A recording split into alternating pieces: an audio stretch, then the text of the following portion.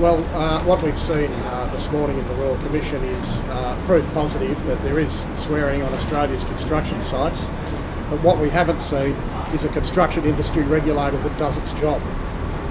The George Alex group of companies that we saw taken through the Commission yesterday is a group of companies that own over $1 million of entitlements to construction workers.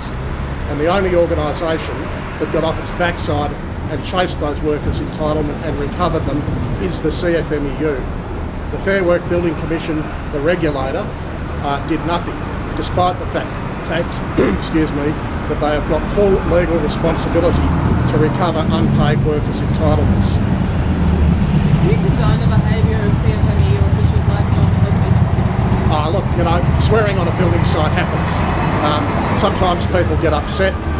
He's had his comments to that inspector aired in the Commission. Obviously, if he had his time, again, I'm sure he would behave differently. The Commission Council suggests behaviour like that, though, could constitute an assault. Well, look, he needs to get out more. I mean, no one was assaulted, and if they were, then that's a matter for the police. You don't need a $53 million Royal Commission to deal with somebody swearing on a building site. But what we saw yesterday is another matter altogether. The situation here is very clear. We've got a company working in the building and construction industry which clearly has all sorts of links with criminal elements. That's of great concern to the union, and you've really got to say, imagine being the union officials that diligently pursued that company to pay over $1 million of unpaid workers' entitlements. Those people have a difficult job to do. They've gone in, it is documented 100% that those workers' entitlements were recovered and paid. Where was the government regulator?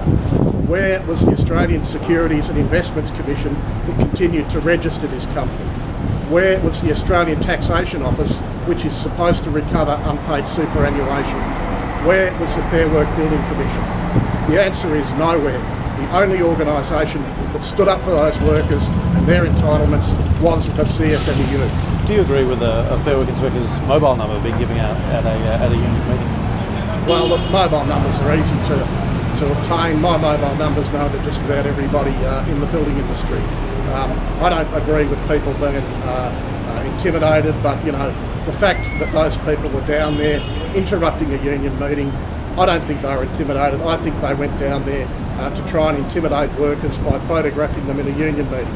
Workers should be able to have a union meeting in this country without government inspectors taping them so they can prosecute them. The union was down there having a meeting to advise the workers of the orders of Fair Work Australia and the consequences of those orders.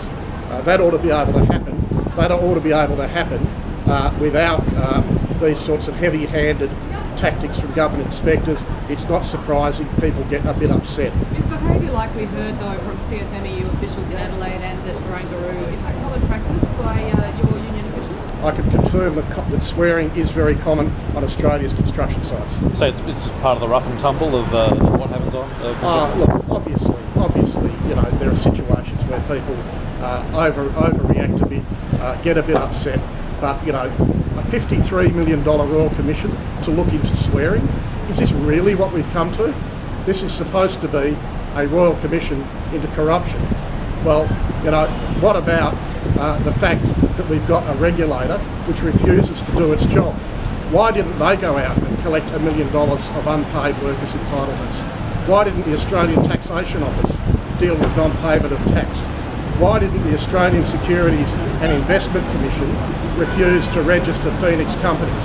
There are a few questions that I'd like to see answered, but you won't see it answered in this kangaroo court upstairs. Did the CFMEU receive that weekly bribes of $2,500 from George Alex's company? Absolutely not. Our union doesn't take bribes. Any officer of our union that engages in corruption will be sacked and dealt with by the authorities. No evidence was led yesterday that actually connected the payment of those sums to the CFMEU. If any evidence comes to light, we'll deal with it, and we'll deal with it ruthlessly. But I've got to say this, the fact that a group of people who, can I say, obviously mostly live on the wrong side of the law, have their own accounts in which they describe various payments, is beyond the control of the union and doesn't constitute evidence that the union has done anything wrong here. Why does the CFMEU still have dealings though with George Alex when he's a known has known connections with organised crime figures? We don't get to choose which companies work in the building and construction industry.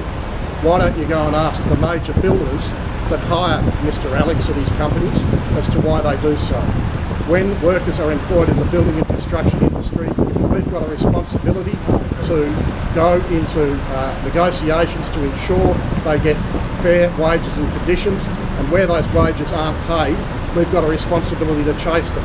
That's whether their boss is a good employer or a bad employer. We don't get to choose the character of employers in this industry, and let me tell you, if there was a character test for employers in this industry, I don't think too many of them would pass them. In particular, the union has for years argued in formal submissions for the licensing of labour hire companies.